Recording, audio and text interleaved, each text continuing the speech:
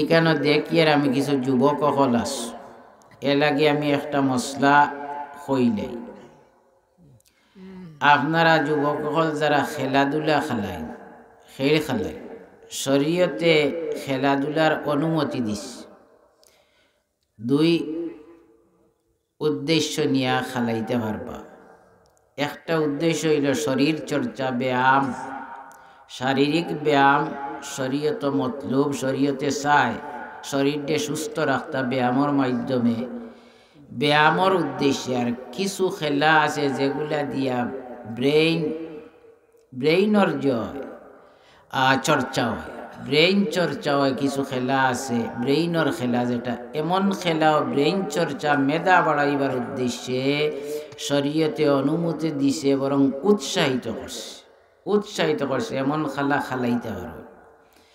তবে যদি শরীয়তর কোনো হুকুম লঙ্ঘন না করে শরীয়তর হুকুম খেলাধুলাত গিয়া যদি নামাজ কাজা করিলে তে এটা নাজাইজ হইব এই খেলা।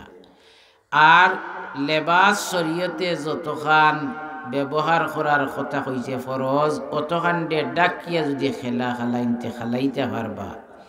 তবে যে সমস্ত খেলার মাঝে আরাজিতা আছে আর আরি গেলে গিয়া মালি সামান্য নকশান হওয়ার সম্ভাবনা আছে এমন খেলাধুলার নাম খেলাধুলা না, এটার নাম হইল জুয়া। যে সমস্ত খেলাত খেলোয়াড় অখলর পক্ষ থাকি ফিস লওয়া হয় যে সমস্ত খেলাত খেলোয়াড়ের পক্ষ থাকি ফিস দেওয়ার সিস্টেম আছে এমন খেলা জুয়া হারাম। এমন খেলা জুয়া হারাম। যদি খেলার প্রতিযোগিতা করতে হয় সম্পূর্ণ ব্যবহার যদি উদ্যোক্তা হলে নিতে পারেন বলে খেলোয়াড়ের পক্ষ থেকে কোনো ফিস লওয়া হবে না। সম্পূর্ণ ব্যবহার যদি উদ্যোক্তা হলে নিতে পারেন বা তাই চান্দা করিও লইয়াই অসুবিধা নাই, খেলোয়াড়ের উপরে কোনো ফিস আইতে পারে না, তে এটা জাইজ হইব। আর খেলোয়াড়ের পক্ষ থেকে যদি কোনো ফিস খেলোয়াড় আর গ্রুপের পক্ষ থেকে যদি কোনো ফিসর মাধ্যমে খেলাত অংশগ্রহণের সুযোগ দেওয়া হয় আর বিজয়ীরে পুরস্কৃত করা হয় তাহলে এই খেলার নাম জুয়া, এটা শরীয়ত হারাম।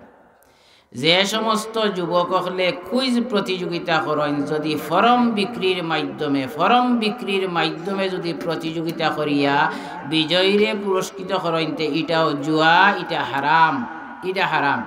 আপনি যদি উদ্যুক্ত হলে ফ্রি ফরম দিয়া যদি আপনি প্রতিযোগিতা করতে পারেন তাইলে খরচ এটা শরীয়তে জায়েজ হইব।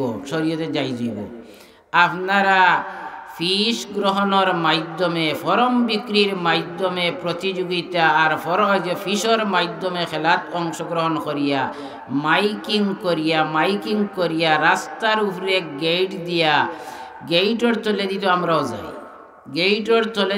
যাই যারা যে বিষয়ের গেইট হয় গেইটর তলে দিয়া যারা যাইব এরাই গেইটরে শ্রদ্ধা করল।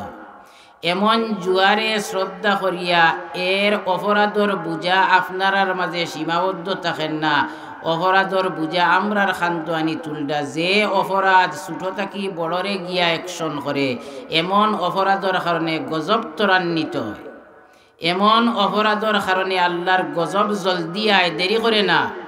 এর লাগি ই যে সিস্টেমে আপনারা ই যে খেলাধুলা করডা ইতার কারণে আল্লাহর গজব ডাকিয়া আন্ডা ইটার অপরাধে আমরা রেফার। এ লাগি আপনারা যে সমস্ত অপরাধ গোপনে লুকাইয়া করি লাইছে অপরাধ করি লিছে ইটাত মাফির আশা করা যায় সহজে। আর যে সমস্ত অপরাধ চ্যালেঞ্জের মাধ্যমে অপরাধ করা হয় ইটাত মাফির আশা করতে নাই, ইটাত মাফ পাইতা নাই। আল্লাহ তাবারক ওয়া তাআলা আপনারা এই বুঝ দেও এবং এমন অপরাধ থেকে আমরা সকলরে বাঁচিয়ে থাকার তৌফিক দেও। আমিন।